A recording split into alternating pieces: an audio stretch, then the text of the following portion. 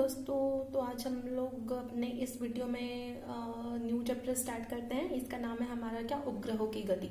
तो आप लोगों को तो बहुत अच्छे से पता होगा कि उपग्रह होते क्या हैं। तो अगर नहीं पता तो मैं आपको बताती हूँ। देखो, जैसे कि उपग्रह का एक बहुत ही अच्छा एग्जाम्पल है हमारा चंद्रमा, या फिर हम लोग उसको इंग्लिश में मून भी बोलते हैं। ठीक, तो वो क्या होता है, हमारे आप लोगों को सबको पता है कि हमारे वो पृथ्वी के चारों ओर चक्कर लगाता है। ठीक है, तो मान लेते हैं हम लोग कि ये हमारा क्या है, छोटा सा प्यारा सा हमारा एक पृथ्वी है। ठीक, तो पृथ्वी है, मान लीजिए, चलो इसको शेडेड कर देते हैं। ठीक, तो ये हमारा पृथ्वी है। तो पृथ्वी के चारों ओर जो कक्षाएं हैं, ठीक, हम लोग एक छोटा सा कक्षा बना देते हैं। ठीक, तो ये कक्षा है। तो इस कक्षे में, कक्षा एक निश्चित कक्षा होता है ना, निश्चित आकार का कक्षा होता है। तो इस पे जो पिंड इसके चारों ओर, किसी ग्रह के चारों ओर जो गति करते रहती है एक निश्चित कक्षा में, तो हम लोग उसको क्या बोलते हैं, उपग्रह बोलते हैं। तो इस चैप्टर में हम लोग पूरा किसके बारे में पढ़ेंगे, इसके बारे में पढ़ेंगे। तो इसको हम लोग क्या बोलते हैं, उपग्रह बोलते हैं। तो हम लोग इस चैप्टर में क्या पढ़ने वाले हैं, उपग्रह की गति। तो और हम लोग को अच्छे से पता है कि उपग्रह कितने प्रकार के होते हैं। तो उपग्रह तो दो प्रकार के होते हैं, एक प्राकृतिक होता है और एक क्या होता है, कृत्रिम होता है। तो प्राकृतिक होता है, प्राकृतिक मतलब क्या होता है, जिसको मानव ने नहीं बनाया है। तो देखो, ये प्राकृतिक है। तो प्राकृतिक उपग्रह मतलब क्या होता है, ऐसा उपग्रह जिसे मानव ने नहीं बनाया है, या जो कि प्रकृति से स्वतः ही उत्पन्न है। ठीक है, तो स्वतः ही प्राप्त उपग्रहों को प्राकृतिक उपग्रह कहते हैं। तो इसका बहुत अच्छा एग्जाम्पल हमारा चंद्रमा हो जाता है। तो वैसे ही बहुत सारे हमारे जैसे ग्रह हैं, जैसे कि मान लीजिए हमारा शुक्र हो गया, शनि हो गया, बुध हो गया। तो इनके पास भी, सबके अपने पास अपने प्राकृतिक उपग्रह होते हैं। ठीक है, और ऐसा देखो, और एक क्वेश्चन आता है कि किसी भी ग्रह है तो उसका केवल एक ही उपग्रह होता है क्या, नहीं। तो ऐसा तो नहीं है।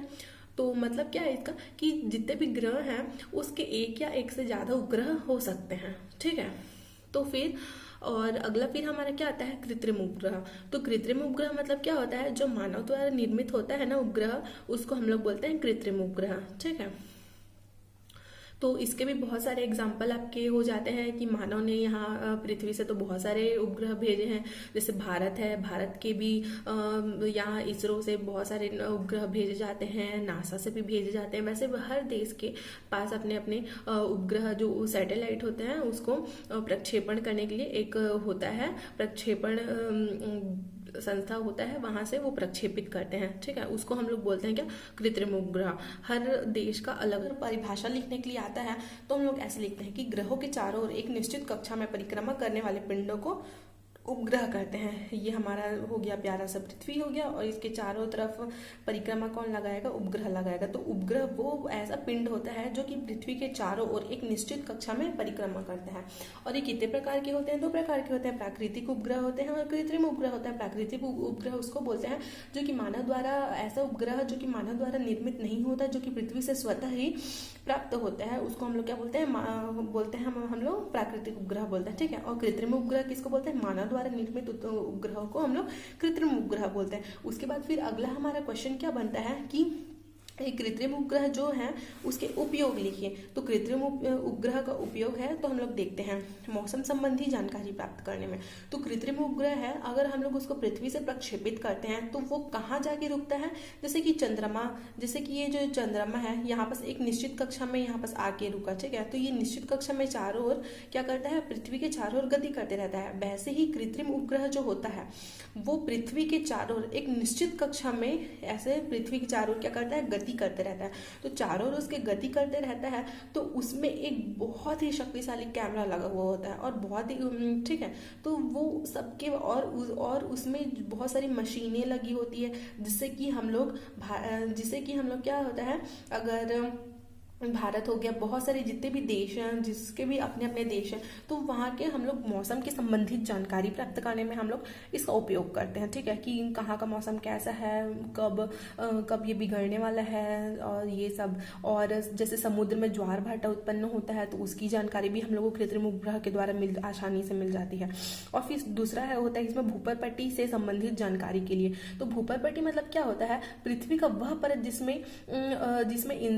जिसमें हम हम सब जीव जंतु रहते हैं, जिसमें पेड़ पौधे पाए जाते हैं, नदी तालाब ये सब पहाड़ आदि पाए जाते हैं, वो परत हमारा सबसे ऊपरी परत क्या कहलाता है, हमारा भूपरपट्टी कहलाता है। तो भूपरपट्टी से संबंधित जानकारी प्राप्त करने के लिए भी हम लोग कृत्रिम उपग्रह का उपयोग करते हैं। ठीक, उसके बाद फिर अगला आता है क्या, हमारा रडार प्रणाली में। तो रडार प्रणाली क्या होता है, जैसे कि मान लीजिए कोई हमारा देश है, तो हमारे जितना भी देश होता है, कुछ भी होता है, तो उसका एक सीमा होता है, एक निश्चित सीमा होता है। ठीक है, तो फिर उसको हम लोग, वही चीज हमारा कहलाता है रडार प्रणाली। तो वो जो देश का जो सीमा होता है, अगर वहाँ किसी दूसरे देश का कुछ भी अगर यान आ गया, कुछ भी एरोप्लेन आ गया, कुछ भी आ गया, तो अगर रडार प्रणाली इतनी मजबूत होती है कि वो उसको डिटेक्ट कर लेती है कि दूसरे देश का जो भी वाहन जो आ रहा है वो हमारे इधर सीमा में आ रहा है। सबका रडार जो होता है वो एक, हर देश का रडार जो होता है वो एक निश्चित होता है। तो रडार प्रणाली में भी इसका उपयोग किया जाता है। ठीक है, फिर अगला है क्या, इसमें बाढ़ पीड़ित क्षेत्रों की जानकारी प्राप्त करने में।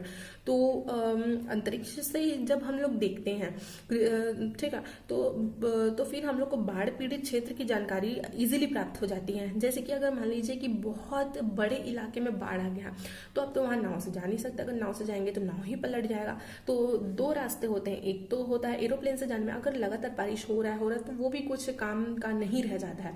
तो आखिरी में हमारे पास एक ऑप्शन बचता है क्या, कृत्रिम उपग्रह। तो उसके द्वारा हम लोग बाढ़ पीड़ित क्षेत्रों की जानकारी अच्छे से प्राप्त कर सकते हैं, उसका अध्ययन कर सकते हैं, और इसके पश्चात हम वहाँ लोगों की मदद कर सकते हैं। ठीक, उसके बाद फिर अगला आता है क्या, भूकंप से संबंधित जानकारी प्राप्त करने के लिए। तो भूकंप से संबंधित जानकारी प्राप्त करने के लिए भी हम लोग कृत्रिम उपग्रह का उपयोग करते हैं कि कब पृथ्वी के अंदर कौन कौन सी घटनाएं हो रही है, जिसका अध्ययन हम लोग हम लोग किसके द्वारा करते हैं, कृत्रिम उपग्रहों के द्वारा करते हैं। फिर अगला आता है क्या, उल्का पिंडों और अंतरिक्ष यात्रा संबंधी जानकारी प्राप्त करने में। तो इसकी जानकारी भी हम लोग को कृत्रिम उपग्रहों के द्वारा होती है। और फिर आता है अगला, रेडियो सिग्नल प्रणाली में। तो रेडियो सिग्नल प्रणाली है इसकी, ठीक है, तो इसमें भी जो भी कार्य होते हैं ये किसके द्वारा संपन्न होते हैं, हमारे कृत्रिम उपग्रह के द्वारा संपन्न होते हैं। क्योंकि रेडियो सिग्नल प्रणाली जो होती है, हम लोग उनको जो भी टेलीकास्ट करते हैं, तो फिर वो जो सिग्नल होता है, वो सिग्नल को कौन कैच करता है, कृत्रिम उपग्रह कैच करता है। फिर उसको कैच करके वो जितना भी जहाँ टावर लगा होता है, फिर वो उसके सहायता से क्या होता है, सब जगह वो डिस्ट्रीब्यूट होते हैं। ठीक है, तो रेडियो सिग्नल प्रणाली में भी हम लोग कृत्रिम उपग्रह का उपयोग करते हैं। ठीक है, तो आज की वीडियो में बस इतना ही, और कल की वीडियो में हम लोग देखेंगे उपग्रह की गति कक्षीय चाल जो होती है उसका जो डेरिवेशन है वो निकालना हम लोग देखेंगे, जो कि बहुत इंपॉर्टेंट है। ठीक है, तो वीडियो देखने के लिए थैंक यू सो मच, और पढ़ते रहिए, एंजॉय करते रहिए।